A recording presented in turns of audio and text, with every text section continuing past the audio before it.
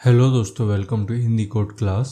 पिछले लेक्चर में हमने इस कमेंट एपीआई फाइल में कुछ एपीआई डिफाइन करी थी एंड आज हम बनाएंगे कमेंट फॉर्म। तो यहाँ पे आते हैं, कंपोनेंट्स पे राइट क्लिक करिए, न्यू फाइल, इसमें नाम डालिए कमेंट फॉर्म .jsx। इसमें बनाएंगे हम एक फंक्शन जिसके लिए हमें लिखना पड़ेगा एक्सपोर्ट डिफ़ॉल्ट फंक्शन। इसका नाम दीजिए कमेंट फॉर्म एंड इसको काम करने के लिए ज़रूरत पड़ेगी 3 चीज़ों की। सबसे पहले देंगे पोस्ट आईडी, क्योंकि जो कमेंट होगा किसी पर्टिकुलर पोस्ट के लिए ही होगा एंड हो सकता है कि ये कोई मेन कमेंट ना हो, किसी कमेंट का रिप्लाई हो, तो उसके लिए हमें पेरेंट कमेंट आईडी भी चाहिए।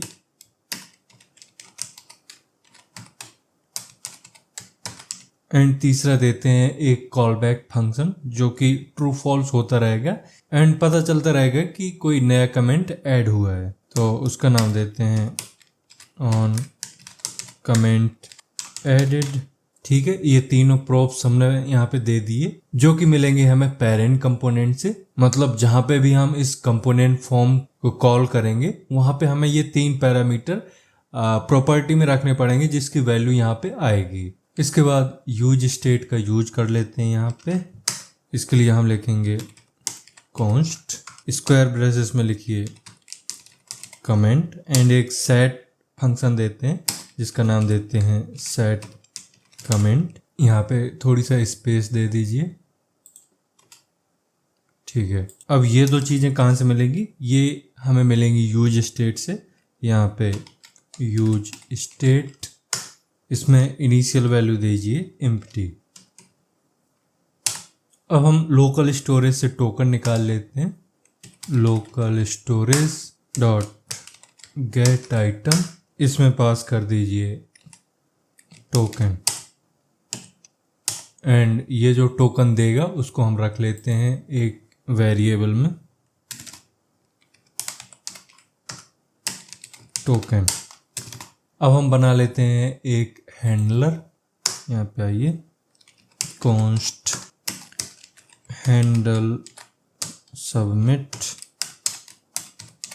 इसमें हमें ज़रूरत पड़ेगी इवेंट ऑब्जेक्ट की, तो ई पास कर देते हैं यहाँ पे एंड ये जो फंक्शन होगा वो असिंक टाइप का हमें बनाना पड़ेगा, तो असिंक। इसके बाद लगाइए एरो कर्ली ब्रेसेस। यहाँ पे सबसे पहले हम प्रिवेंट डिफ़ॉल्ट का यूज करेंगे, ई डॉट प्रिवेंट डिफ़ॉल्ट। अब चेक कर लेते हैं कि यूजर लॉगिन है या नहीं है, क्योंकि लॉगिन होगा तभी कमेंट कर सकता है वो। तो यहाँ पे इफ़ नॉट टोकन, अगर टोकन नहीं है तो हम अलर्ट यहाँ पे पास करा देंगे। इसमें देंगे login required to comment then return. इससे क्या होगा, अलर्ट देखने के बाद आगे का एग्जीक्यूशन नहीं होगा। अब हम अपनी मेन फंक्शनैलिटी यूज कर लेते हैं। मतलब हम करेंगे यहाँ पे सर्विस कॉल। ट्राई के अंदर लिखिए अगर पेरेंट कमेंट आईडी अवेलेबल है तो हमें मिल जाए comment and parent comment ID. And अगर पेरेंट कमेंट आईडी नहीं आई है हमारे पेरेंट कंपोनेंट से, इसका मतलब है कि ये मेन कमेंट है, तो सिर्फ हमें कमेंट चाहिए। तो इस तरीके का कोड लिखने के लिए हम यहाँ पे चेक कर लेते हैं कि जो हमारे यहाँ पे प्रॉप्स आए हैं इनमें हमारी पेरेंट कमेंट आईडी भी आ रही है। एंड अगर ये पेरेंट कमेंट आईडी आ रही है, ये नल नहीं आ रही है, तो इसका मतलब है कि इससे पहले भी कोई कमेंट था, तो हमें उस कमेंट को चाहिए एंड उस कमेंट की पेरेंट कमेंट आईडी भी चाहिए। ठीक है, इसके लिए यहाँ पे हमें ट्रू कॉलम में लिखना पड़ेगा कमेंट एंड दूसरा चाहिए पेरेंट कमेंट आईडी।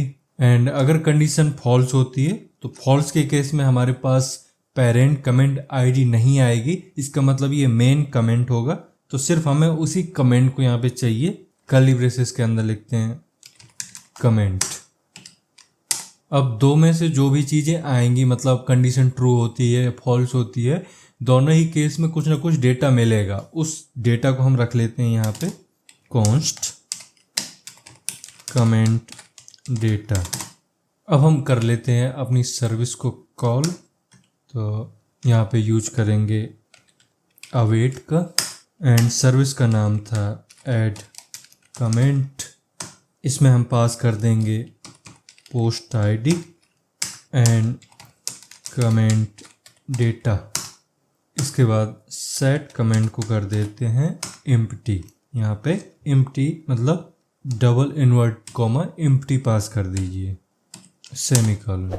इसके बाद जो कॉल बैक फंक्शन हम ले रहे थे प्रॉप्स में, उसको कॉल कर लेते हैं, जिससे कि जो कमेंट लिस्ट होगी वो रिफ्रेश हो सके।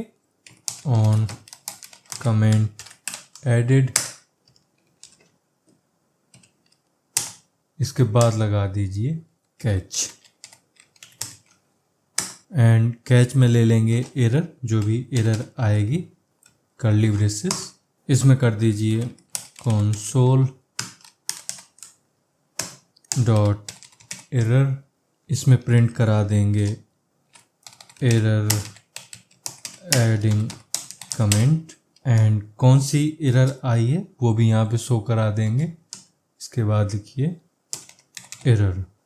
यहाँ पे कुछ एरर आ रही है, ये इसलिए आ रही है क्योंकि यहाँ पे हमने स्पेस कर दिया है, इसको हटाइए। एंड कमेंट डेट नाम का यहाँ पे वेरिएबल नहीं होना चाहिए, कमेंट डेटा होना चाहिए। इसी तरह से यहाँ भी हमें डेटा करना पड़ेगा। अब ये हमारा हो गया कैच ब्लॉक, एंड ये है हमारा हैंडलर। इसके बाद हम दे देते हैं अपना JSX। इसके लिए यहाँ पे आपको रिटर्न लिखना पड़ेगा। इसमें सबसे पहले तो हम फॉर्म बनाएंगे, तो टैग लगाइए फॉर्म। इसमें सबसे पहले दे देते हैं ऑन सबमिट। इसमें पास कर दीजिए हैंडल सबमिट। इसके बाद क्लास नेम, इसमें मार्जिन वर्टिकल कर दीजिए, मतलब ऊपर नीचे से थोड़ी सा गैप आ जाएगा 3। कंटेनर को कर देते हैं फ्लैक्स, इसमें फ्लैक्स कर देते हैं column. Gap two BG grey, shading 50 कर दीजिए। इसके बाद पैडिंग 3 कर देते हैं, एंड जो बॉक्स होगा उसके कॉर्नर को राउंडेड करने के लिए राउंडेड लार्ज।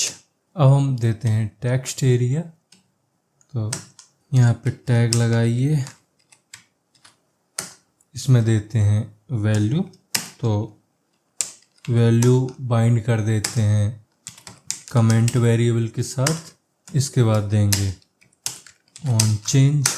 इसमें सेट कमेंट को कॉल करते हैं, बट कैसे करते हैं, सबसे पहले तो हमें ज़रूरत पड़ती है यहाँ पे इवेंट ऑब्जेक्ट की, then arrow, then set comment.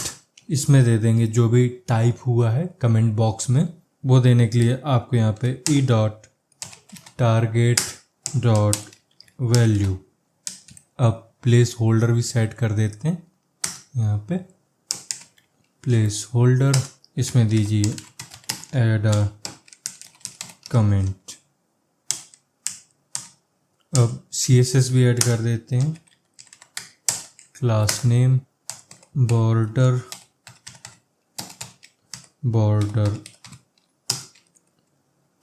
Grey, setting 300, rounded medium, padding भी 2 कर दीजिए, विथ कर दीजिए फुल। अब फोकस भी सेट कर दीजिए, फोकस रिंग 2। इसके बाद focus ring blue 400, and outline कर दीजिए नन। ये हो गई CSS। अब रो भी सेट कर देते हैं, तो यहाँ पे आइए, रो इसमें देंगे डबल इन्वर्ट कॉमा के अंदर 3। यहाँ से भी कर्ली ब्रेसेस हटा दीजिए। अब ये टेक्स्ट एरिया का काम भी हो गया। अब हम देंगे बटन, तो यहाँ पे एक टैग दीजिए, बटन टैग को करिए क्लोज। अब बटन में देना होता है आपको सबसे पहले टाइप, सबमिट, इसके बाद देते हैं CSS क्लास नेम, यहाँ पे BG ब्लू कर दीजिए, shading 600, text white, padding X4, padding Y1, इसके बाद राउंडेड मीडियम एंड होवर भी दे देते हैं, बैकग्राउंड ब्लू, इसमें शेडिंग चेंज कर देते हैं 700 एंड ट्रांजिशन ऑल। इससे क्या होगा, जैसे ही हमारा कर्सर उस बटन के ऊपर जाएगा तो एकदम से कलर चेंज नहीं होगा उसका, ये कलर चेंजिंग बहुत ही स्मूथली होगा, जैसे कि एक एनिमेशन हो उस तरह का आपको फील होगा, इसलिए यहाँ पे ये ट्रांजिशन यूज करते हैं। अब इस बटन का यहाँ पे नाम दे दीजिए कमेंट, इसको करिए सेव। ये हमारा पूरा कमेंट फॉर्म रेडी हो गया। अब हम बना लेते हैं इसका पेरेंट कंपोनेंट। तो फिर से आते हैं अपने कंपोनेंट में, न्यू फाइल, इसका नाम दीजिए comments.jsx। इसमें हम दो मेन फंक्शन बनाएंगे। पहले फंक्शन में मतलब एक फंक्शन को कमेंट कर देंगे, दूसरे फंक्शन का नाम कमेंट्स कर देंगे। तो पहला फंक्शन क्या करेगा, मतलब जो कमेंट फंक्शन होगा वो क्या करेगा, ये एक सिंगल कमेंट को तो हैंडल करेगा ही, इसके साथ ही reply button and nested replies को भी यहाँ पे हैंडल करेगा। इससे क्या होगा, अगर कोई कमेंट के नीचे उस कमेंट का रिप्लाई देना चाहे तो वो कर सकता है। इसके लिए यहाँ पे लिखिए कॉन्स्ट कमेंट। इसको भी कुछ चीज़ों की ज़रूरत पड़ेगी जो कि पेरेंट कंपोनेंट से आएंगी प्रॉप्स के थ्रू। पहला होगा कमेंट, दूसरा पोस्ट आईडी, तीसरा कॉल बैक फंक्शन जिसका नाम था ऑन कमेंट एडेड। इसके बाद लगाइए एरो कर्ली ब्रेसेस। इसमें सबसे पहले एक स्टेट वेरिएबल ले लेते हैं शो रिप्लाई। इसके लिए यहाँ पे लिखेंगे कॉन्स्ट स्क्वायर ब्रेसेस में लिखिए शो रिप्लाई एंड इसके सेटर का नाम लिखिए सेट शो रिप्लाई एंड ये दोनों चीज़ें मिलेंगी यूज स्टेट। इसमें इनिशियल वैल्यू कर दीजिए फॉल्स। इसके बाद दे देते हैं JSX, तो रिटर्न, इसमें सबसे पहले दीजिए एक डिव, यहाँ पे टैग लगाइए डिव क्लास नेम। इसमें मार्जिन लेफ्ट दे दीजिए। तो मार्जिन लेफ्ट कितना देंगे, तो यहाँ पे हम एक कंडीशन दे देते हैं कि अगर मेन कमेंट है तो हमें कोई मार्जिन नहीं चाहिए लेफ्ट साइड, एंड अगर कोई रिप्लाई है किसी कमेंट का तो हमें वहाँ पे मार्जिन चाहिए। तो इस तरह की फंक्शनैलिटी कैसे लिखेंगे, यहाँ पे यहाँ लगाइए डॉलर कर्ली ब्रेसेस के अंदर कमेंट डॉट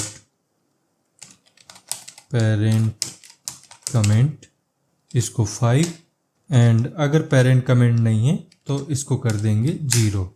अब आपको पता है कि इस तरीके से जब भी हम वैल्यू यहाँ पे सेट करते हैं, कोई भी एक्सप्रेशन लिखते हैं, तो यहाँ पे डबल इन्वर्टेड कॉमा नहीं आएगा, यहाँ पे आएगा कर्ली ब्रेसेस। इसके साथ ही यूज करना पड़ता है बैक टिक का।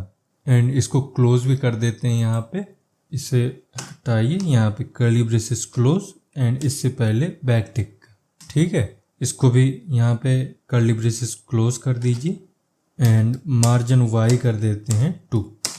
अब इसमें एक और डिव लगा देते हैं, मतलब नेस्टेड डिव करते हैं डिव। इसके साथ ही थोड़ी सी CSS भी दे देते हैं, class name flex items centre justify between BG grey 100। इसके साथ ही पैडिंग 2 राउंडेड इसमें देते हैं एक पैराग्राफ, यहाँ पे आइए P, एंड फिर से यहाँ पे क्लास नेम, इसमें फ़ॉन्ट करिए सेमी बोल्ड, एंड इस पैराग्राफ में हमें डेटा क्या दिखाना है। सबसे पहले तो इसमें हम यूजर नेम शो कराएंगे, यहाँ पे कर्ली ब्रेसेस लगाइए, यहाँ लगाइए comment dot user name curly braces close, and इसके बाद दे देंगे हम जो कमेंट का कंटेंट है, तो फिर से कर्ली ब्रेसेस लगाइए कमेंट डॉट कंटेंट, ये हो गया हमारा। अब इस पैराग्राफ के बाद हम देंगे एक बटन, टैग लगाइए यहाँ बटन। इस बटन में सबसे पहले हम ऑन क्लिक यूज कर लेंगे, ऑन क्लिक। इसमें कॉल कर देंगे सेट शो रिप्लाई का। इसके लिए आपको यहाँ पे एरो फंक्शन बनाना पड़ेगा, सेट शो रिप्लाई। इसमें जो भी शो रिप्लाई में सेट होगा उसको चेंज कर देंगे, यहाँ पे लगाइए नॉट शो रिप्लाई। अब इसमें क्लास नेम भी दे देते हैं, इसमें text blue 500, text small, and hover में सेट कर दीजिए अंडरलाइन। इसका नाम दीजिए रिप्लाई, यहाँ पे रिप्लाई।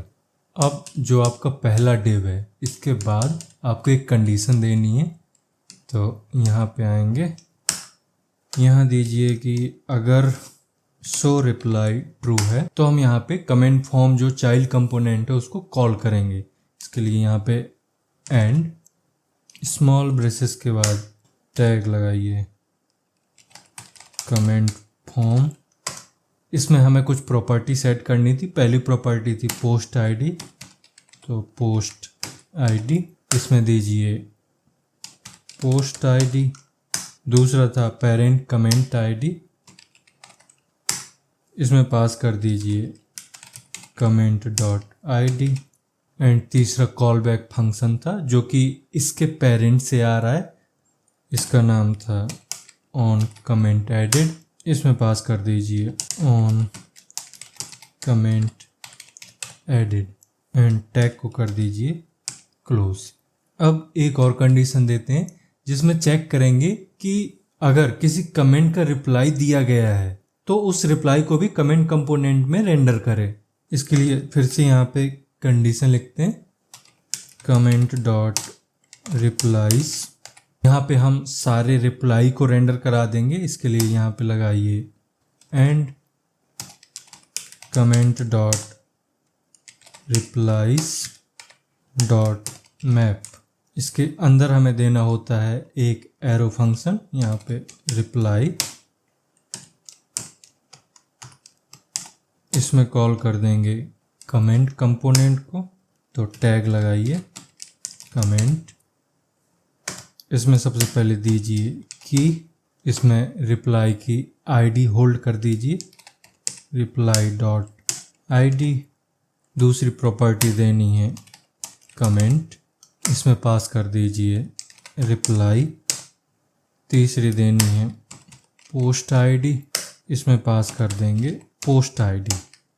एंड आपको पता है इसके बाद कॉल बैक फंक्शन का यूज करना है ऑन कमेंट एडिड। इसमें पास कर देंगे ऑन कमेंट एडिड। ये ऑन कमेंट एडिड जो अभी पेरेंट से आएगा, जो हमने प्रॉपर्टी में प्रॉप्स में यूज किया है, वो हमने यहाँ पे पास किया है। अब टैग को कर देते हैं क्लोज, इसको करिए सेव। तो ये फंक्शनैलिटी हमने क्यों ऐड करी है, इस पूरे फंक्शन में जो हमारा मेन कमेंट ऑप्शन है, कमेंट फंक्शनैलिटी है, उसको ऐड कर रहे हैं। इसके साथ ही रिप्लाई फंक्शनैलिटी को भी ऐड ऑन कर रहे हैं। एंड अब जो नेक्स्ट फंक्शन बनाएंगे उसमें वो कोड लिखेंगे जिससे हमें सारे कमेंट एक लिस्ट में मिल सकें। बट वो फंक्शनैलिटी देखेंगे हम अपकमिंग लेक्चर में। तो मिलते हैं हम नेक्स्ट लेक्चर में। Thank you.